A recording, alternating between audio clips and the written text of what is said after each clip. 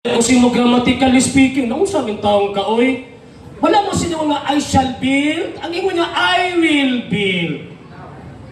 Di ba yung na grammatically speaking, ang personal pronoun I, sundang ginag will, what pasabutan na ang speaker na ay strong determination.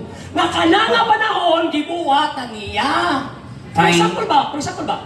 Time, 30 seconds. Okay. Kanang inyong gitawag na si Juan. Apostolis ba, inyo ba nang gitawag o Catholic Church ba na siya? Sabi Katoliko si Juan, ang gusto naman tao ko.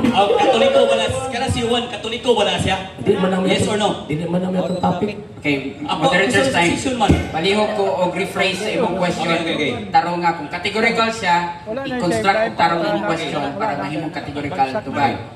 Sumala sa apostolic session. Kana si Juan.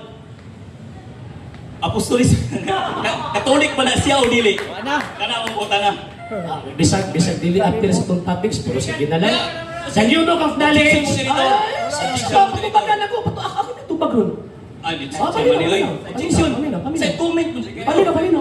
Okay. Objection sa ko. Ikaw gina siya sa comment. Hindi na. Okay, moderator's time ha. Natay balao. Moderator's time. Di kaya na to ang mga side comments. Salamat. Kay para hanay ang ato ang question and answer. Sige. Nasa tong general rules, unnecessary remarks shall be prohibited. Okay?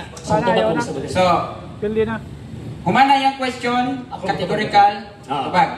So, ang akong tubag, yes, categorically, yes, empirically and critically, based sa document, Katoliko, kahit anong apostolis, Katoliko man, o sa lamin ng protestante dito, ang kaubay nyo sa Judas Iscariote. Okay. Okay, follow-up question. Ang imong tubag, yes.